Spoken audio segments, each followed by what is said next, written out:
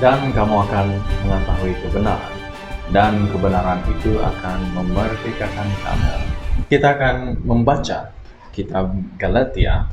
Di dalam kitab ini, Paulus membela kerasulannya dan ajarannya. Kita juga akan belajar bahwa iman terhadap Yesus adalah jalan menjadi anak-anak Allah. Kalau menjadi anak-anak Allah bermaksud menjadi orang-orang yang mewarisi kerajaan Allah. Kita juga akan belajar bahwa Kristus memberikan kebebasan. Di dalam Yesus ada kebebasan. Dan Roh menuntun orang beriman. Roh juga membebaskan. Dan di akhir sekali ada peringatan-peringatan yang terakhir. Paulus membela kerasulan dan ajarannya. Beberapa orang dalam jemaat di Galatia menyangkal bahwa Allah telah memilih Paulus sebagai seorang pemberita Injil. Dalam pasal-pasal ini, Paulus membela dirinya dengan menyatakan bahwa ajarannya langsung berasal dari Yesus Kristus. Dan Allah telah memilihnya untuk menyampaikan Injil tentang Yesus kepada orang-orang bukan Yahudi. Galatia pasal yang pertama. Salam dari Paulus, seorang rasul bukan karena manusia, juga bukan oleh seorang manusia, melainkan oleh Yesus Kristus dan Allah Bapa yang telah membangkitkan Dia dari antara orang mati, dan dari semua saudara yang ada bersama-sama dengan aku, kepada jemaat-jemaat di Galatia. Kasih karunia menyertai kamu dan damai sejahtera dari Allah Bapa kita dan dari Tuhan Yesus Kristus yang telah menyerahkan dirinya karena dosa-dosa kita untuk melepaskan kita dari dunia jahat yang sekarang ini menurut kehendak Allah dan Bapa kita. Baginya lah kemuliaan selama-lamanya. Amin. Hanya satu Injil. Aku heran bahwa kamu begitu lekas berbalik daripada Dia yang oleh kasih karunia Kristus telah memanggil kamu dan mengikuti suatu Injil lain yang sebenarnya bukan Injil. Hanya ada orang yang mengacaukan kamu dan yang bermaksud untuk memutarbalikkan Injil Kristus. Tetapi sekalipun kami atau seorang malaikat dari surga yang memberitakan kepada kamu suatu Injil yang berbeda dengan Injil yang telah kami beritakan kepadamu, terkutuklah dia. Perhatikan tegasan Paulus. Seperti yang telah kami katakan dahulu, sekarang aku katakan sekali lagi, jikalau ada orang yang memberikan kepadamu suatu Injil yang berbeda dengan apa yang telah kamu terima, terkutuklah dia. Jadi, bagaimana sekarang? Adakah aku cari kesukaan manusia atau kesukaan Allah? Adakah aku coba berkenan kepada manusia? Sekiranya aku masih mau mencoba berkenan kepada manusia, maka aku bukanlah hamba Kristus. Jelas sekali, Paulus menyatakan dirinya sebagai hamba Kristus dan hanya melakukan apa yang ditugaskan oleh Kristus, Yesus. Bagaimana Paulus menjadi rasul? Sebab aku menegaskan kepadamu, saudara-saudaraku, bahwa Injil yang kuberitakan itu bukanlah Injil manusia. Karena aku bukan menerimanya dari manusia dan bukan manusia yang mengajarkannya kepadaku, tetapi aku menerimanya oleh penyataan Yesus Kristus. Sebab kamu telah mendengar tentang hidupku dahulu dalam agama Yahudi. Tanpa batas aku menganiaya jemaat Allah dan berusaha membinasakannya. Dan di dalam agama Yahudi aku jauh lebih maju dari banyak teman yang sebaya dengan aku di antara bangsaku, sebagai orang yang sangat rajin memelihara adat istiadat nenek moyangku. Tetapi waktu Ia yang telah memilih aku sejak kandungan ibuku dan memanggil aku oleh kasih karunia-Nya, berkenan menyatakan anaknya di dalam aku supaya aku memberitakan Dia di antara bangsa-bangsa bukan Yahudi, maka sesaat pun aku tidak minta pertimbangan kepada manusia. Juga aku tidak pergi ke Yerusalem mendapatkan mereka yang telah menjadi rasul sebelum aku, tetapi aku berangkat ke tanah Arab dan dari situ kembali lagi ke Damsyik. Lalu 3 tahun kemudian aku pergi ke Yerusalem untuk mengunjungi Kefas atau Petrus, dan aku menumpang 15 hari di rumahnya, tetapi aku tidak melihat seorang pun dari rasul-rasul yang lain kecuali Yakobus, saudara Tuhan Yesus. Di hadapan Allah, kutegaskan, apa yang kutuliskan kepadamu ini benar. Aku tidak berdusta. Kemudian aku pergi ke daerah-daerah Syria dan Kilkia, tetapi rupaku tetap tidak dikenal oleh jemaat-jemaat Kristus di Yudea. Mereka hanya mendengar bahwa ia yang dahulu menganiaya mereka, sekarang memberitakan iman yang pernah hendak dibinasakannya, dan mereka memuliakan Allah karena aku. Pasal yang kedua kita baca, Paulus diakui oleh para rasul. Maksudnya pada mula-mula mereka tidak melihat, tidak menganggap Paulus adalah seorang rasul. Di dalam ayat ini kita akan membaca bagaimana Paulus, akhirnya mereka mengetahui apa yang diajarkan oleh Paulus. Akhirnya mereka bekerja sama-sama memberitakan Injil yang sama, yaitu Injil kasih karunia Yesus Kristus. Kita baca. Kemudian, setelah lewat 14 tahun, aku pergi pula ke Yerusalem. Dengan Barnabas dan Titus pun kubawa juga. Aku pergi berdasarkan suatu penyataan, dan kepada mereka kubentangkan Injil yang kuberitakan di antara bangsa-bangsa bukan Yahudi, dalam percakapan tersendiri kepada mereka yang terpandang, supaya jangan dengan percuma aku berusaha atau telah berusaha. Tetapi kedatipun Titus yang bersama-sama dengan aku adalah seorang Yunani, namun ia tidak dipaksa untuk menyunatkan dirinya. Memang ada desakan dari saudara-saudara palsu yang menyusup masuk, yaitu mereka yang menyelundup ke dalam untuk menghadang kebebasan kita yang kita miliki di dalam Kristus Yesus, supaya dengan jalan itu mereka dapat memperhambakan kita. Tetapi sesaat pun kami tidak mau mundur dan tunduk kepada mereka, agar kebenaran Injil dapat tinggal tetap padamu. Dan mengenai mereka yang dianggap terpandang itu, bagaimana kedudukan mereka dahulu, itu tidak penting bagiku, sebab Allah tidak memandang muka. Ini adalah Allah yang adil, Allah yang bukan menilai berdasarkan muka. Bagaimanapun juga, mereka yang terpandang itu tidak memaksakan sesuatu yang lain kepadaku.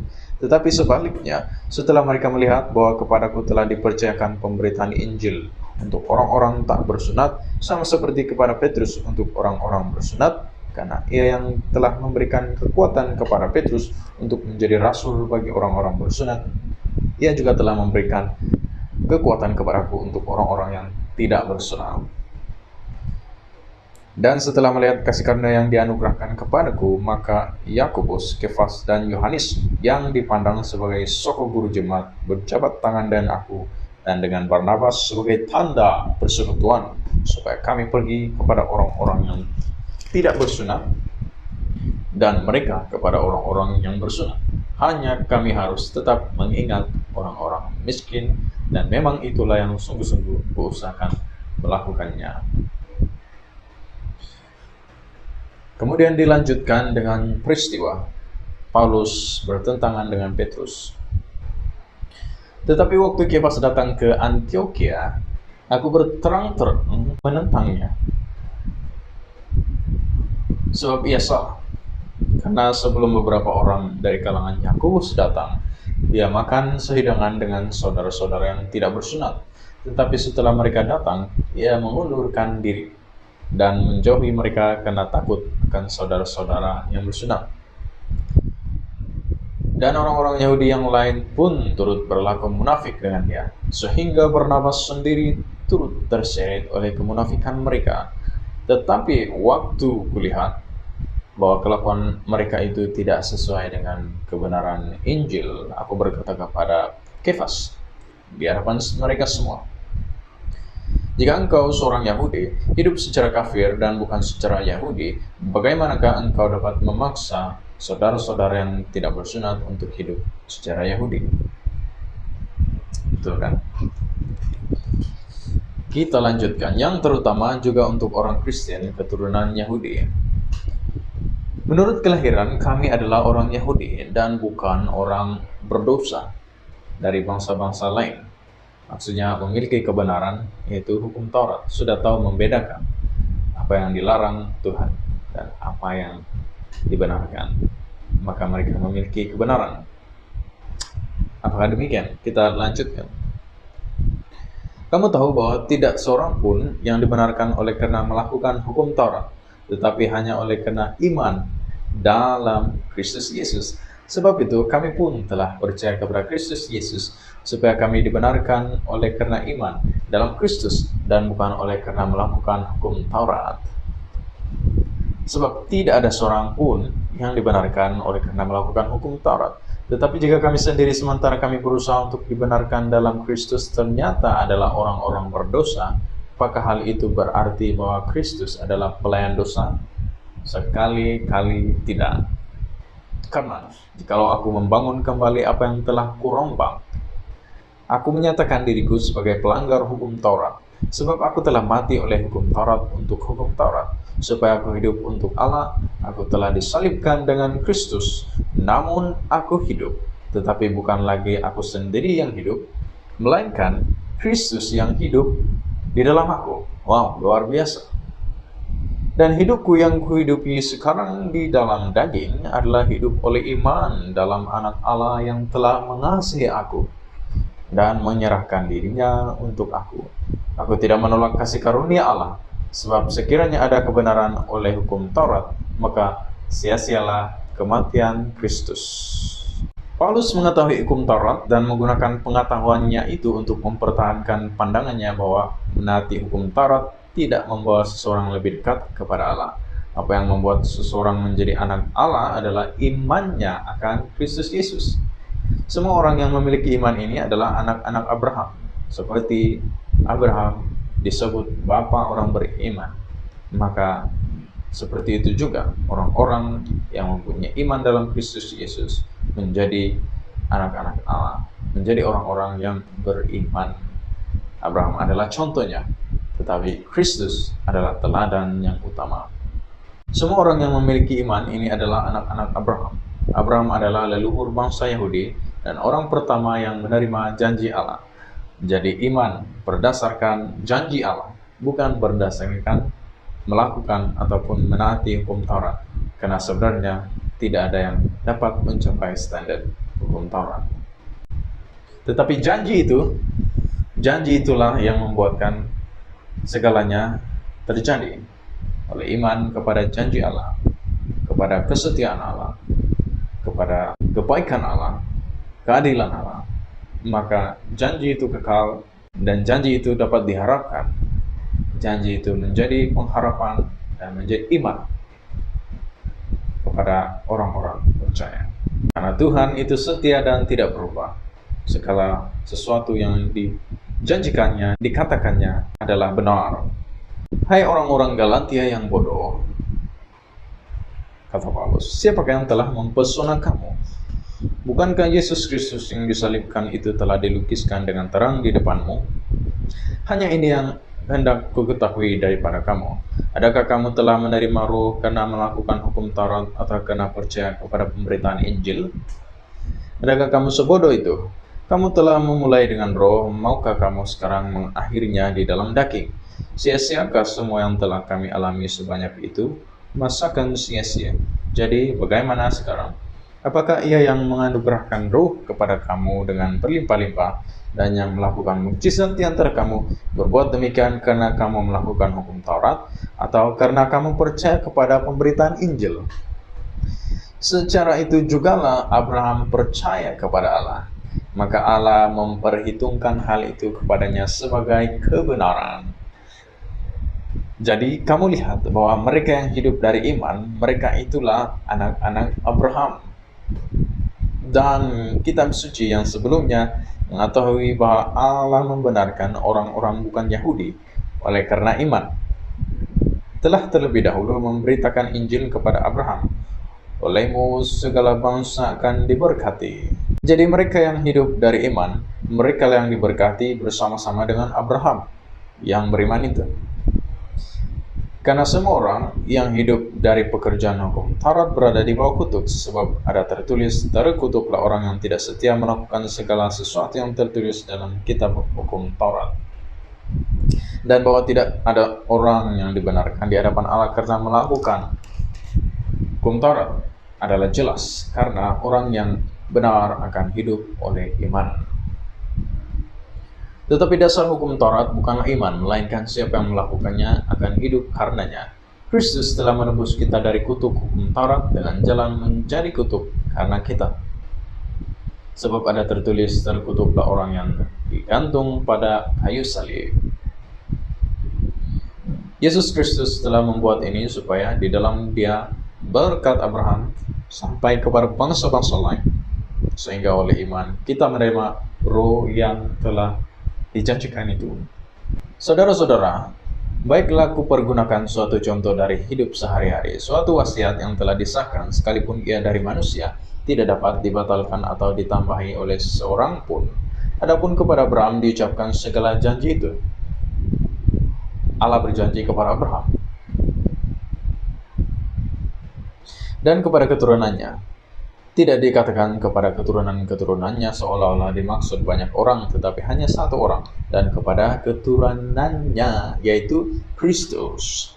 Maksudku ialah janji yang sebelumnya telah disahkan Allah, janji Allah yang sebelum kedatangan hukum Taurat. Tidak dapat dibatalkan oleh hukum Taurat yang baru terbit 430 tahun kemudian, sehingga janji itu hilang kekuatannya. Kalau manusia berjanji, mungkin dimungkiri, mungkin tidak ada kekuatan untuk menunaikan janji. Tetapi kalau Allah berjanji, itu adalah janji yang sempurna, tidak berubah, pasti ditepati. Sebab jikalau apa yang ditentukan Allah berasal dari hukum Taurat, ia tidak berasal dari janji, tetapi justru oleh janji Allah telah menganugerahkan kasih karunia-Nya kepada Abraham. Kalau demikian, apakah maksudnya hukum Taurat? Dikatakan di sini, ia ditambahkan oleh karena pelanggaran-pelanggaran, sampai datang keturunan yang dimaksud oleh janji itu.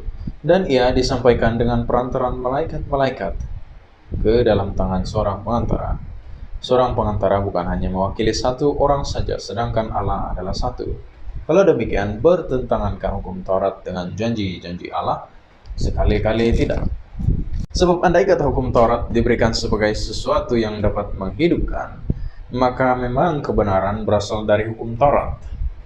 Tetapi kitab suci telah mengurung segala sesuatu di bawah kekuasaan dosa, supaya oleh karena iman dalam Yesus Kristus, janji itu diberikan kepada mereka yang percaya. Sebelum iman itu datang, kita berada di bawah pengawalan hukum Taurat dan dikurung sampai iman itu telah dinyatakan. Jadi, hukum Taurat adalah penuntun bagi kita sampai Kristus datang. Itulah maksud hukum Taurat. Supaya kita dibenarkan karena iman. Sekarang iman itu telah datang. Karena itu kita tidak berada lagi di bawah pengawasan penuntun. Jadi, hukum Taurat adalah penuntun. Sebab kamu semua adalah anak-anak Allah karena iman di dalam Yesus Kristus. Karena kamu semua yang dibaptis dalam Kristus telah mengenakan Kristus. Dalam hal ini tidak ada orang Yahudi atau orang Yunani, tidak ada hamba atau orang merdeka, tidak ada laki-laki atau perempuan, karena kamu semua adalah satu di dalam Kristus Yesus. Dan jikalau kamu adalah milik Kristus, maka kamu juga adalah keturunan Abraham dan berhak menerima janji Allah. Ya kan? Pasal yang keempat, tak ada lagi perhambaan. Yang dimaksud ialah selama seorang ahli waris belum akil balik, sedikit pun ia tidak berbeda dengan seorang hamba, sungguh pun ia adalah tuan dari segala sesuatu. Tetapi ia berada di bawah pengendalian dan pengawasan sampai pada saat yang telah ditentukan oleh Bapanya. Demikian pula kita, selama kita belum akil balik, kita takluk juga kepada roh-roh dunia. Tetapi setelah genap waktunya, maka Allah mengutus anaknya yang lahir dari seorang perempuan dan takluk kepada hukum Taurat. Ia diutus untuk menebus mereka yang takluk kepada hukum Taurat, supaya kita diterima menjadi anak. Dan karena kamu adalah anak, maka Allah telah menyuruh roh anaknya ke dalam hati kita, yang berseru, Ya Aba, Ya Bapa. Jadi kamu bukan lagi hamba, melainkan anak. Jikalau kamu anak, maka kamu juga adalah ahli waris oleh Allah. Dahulu ketika kamu tidak mengenal Allah, kamu memperhambakan diri kepada Allah-Allah yang pada hakikatnya bukan Allah, tetapi sekarang sesudah kamu mengenal Allah, atau lebih baik sesudah kamu dikenal Allah, bagaimanakah kamu berbalik lagi kepada roh-roh dunia yang lemah dan miskin dan mau mulai memperhambakan diri lagi kepadanya? Kamu dengan teliti memelihara hari-hari tertentu, bulan-bulan, masa-masa yang tetap, dan tahun-tahun. Aku khawatir kalau susah payahku untuk kamu telah sia-sia. Maksud Paulus di sini adalah jangan berganjak daripada pengharapan janji di dalam Yesus. Jangan sebaliknya berubah fokusnya kepada sesuatu yang bukan kasih karunia Allah, karena segalanya itu tidak menyelamatkan. Ingatlah akan hubungan kita yang semula aku minta kepadamu, saudara-saudara. Jadilah sama seperti aku, sebab aku pun telah menjadi sama seperti kamu. Belum pernah kualami sesuatu yang tidak baik daripadamu. Kamu tahu bahwa pertama kali telah memberitakan Injil kepadamu oleh karena aku sakit pada tubuhku. Sungguh pun demikian keadaan tubuhku itu yang merupakan pencobaan bagi kamu, namun kamu tidak menganggapnya sebagai sesuatu yang hina dan yang menjijikkan. Tetapi kamu telah menyambut aku sama seperti menyambut seorang malaikat Allah, malahan sama seperti menyambut Kristus Yesus sendiri. Betapa bahagianya kamu pada waktu itu. Dan sekarang, di manakah bahagiamu itu? Karena aku telah bersaksi tentang kamu bahwa jika mungkin, kamu telah mencungkil matamu dan memberikannya kepadaku. Apakah dengan menyatakan kebenaran kepadamu aku telah menjadi musuhmu? Mereka dengan giat berusaha untuk menarik kamu, tetapi tidak dengan tulus hati, karena mereka mau mengucilkan kamu supaya kamu dengan giat mengikuti mereka. Memang baik kalau orang dengan giat berusaha menarik orang lain dalam perkara-perkara yang baik, asal pada setiap waktu dan bukan hanya bila aku ada di antara kamu. Hai anak-anakku,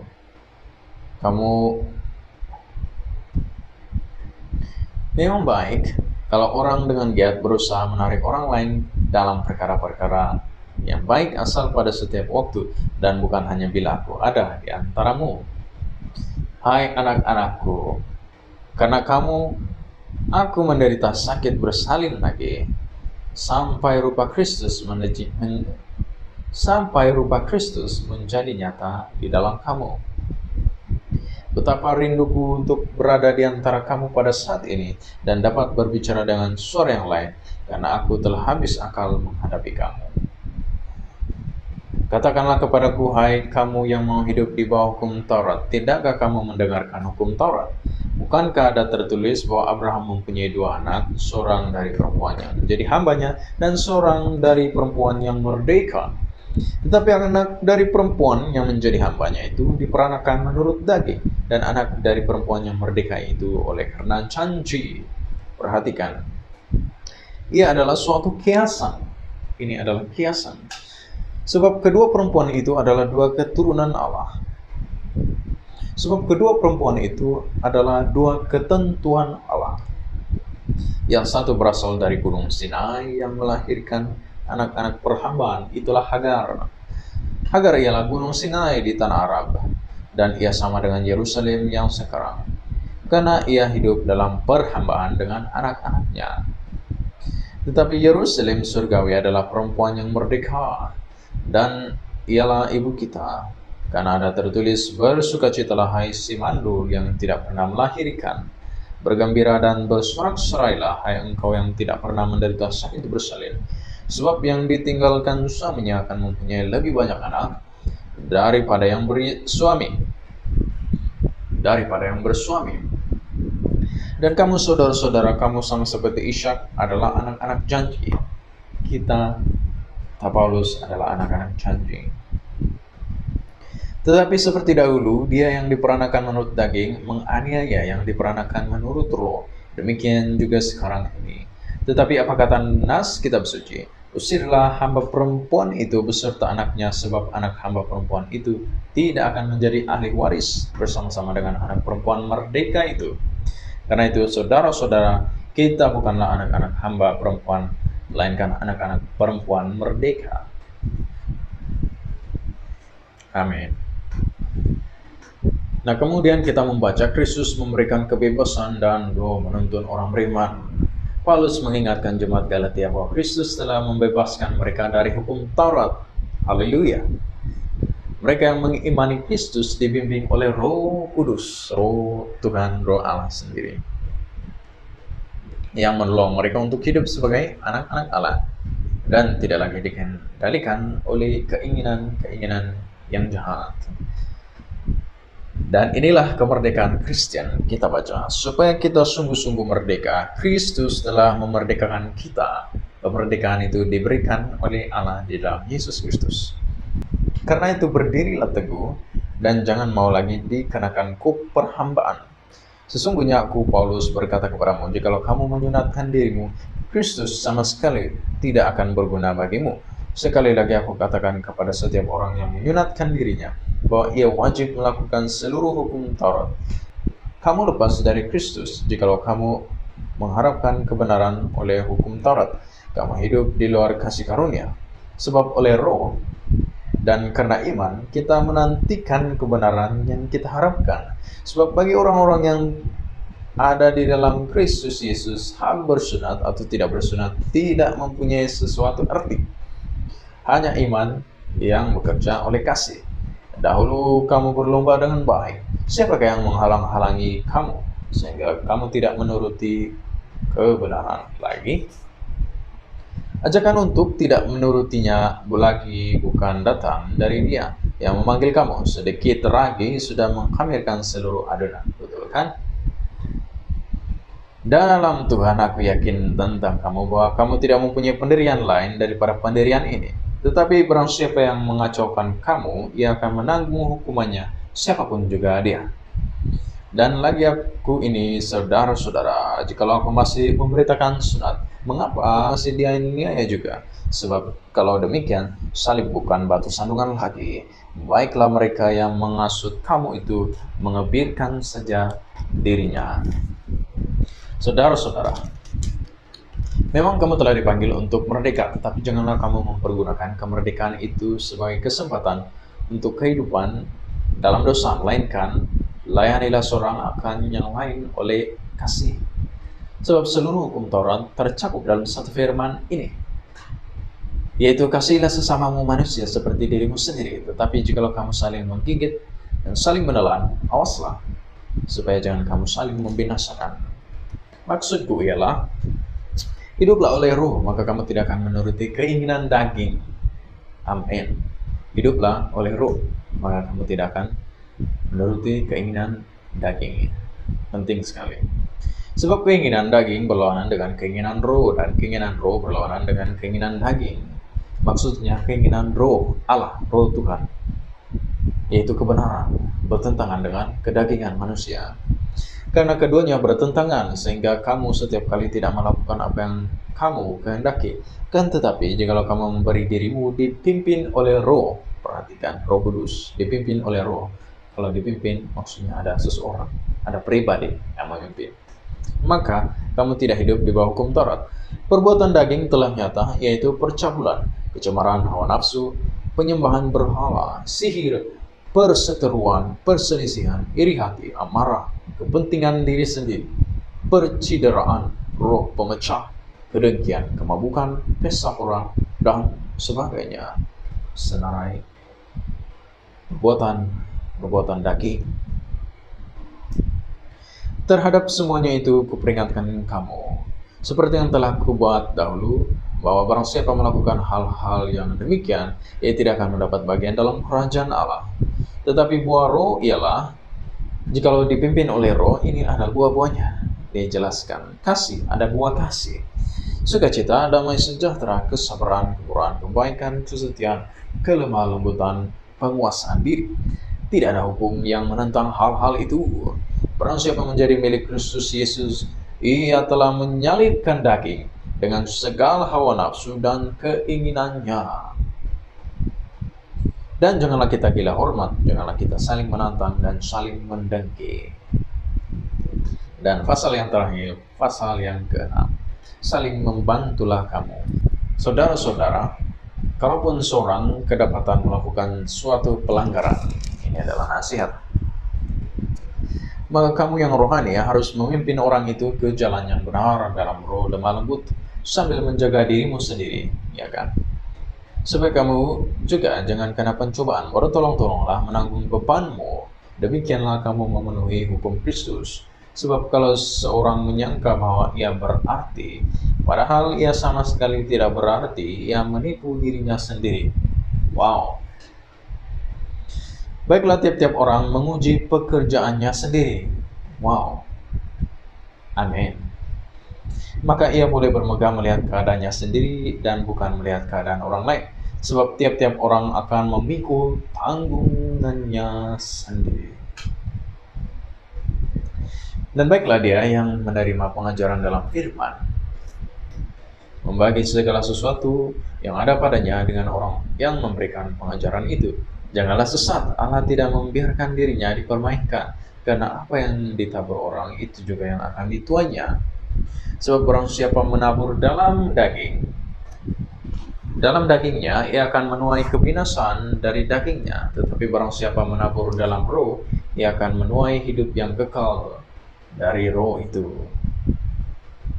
Janganlah kita jemu-jemu berbuat baik, karena apabila sudah datang waktunya kita akan menuai, ya kita tidak menjadi lemah. Karena itu selama masih ada kesempatan bagi kita, marilah kita berbuat baik kepada semua orang, tetapi terutama kepada kawan-kawan kita seiman. Peringatan terakhir.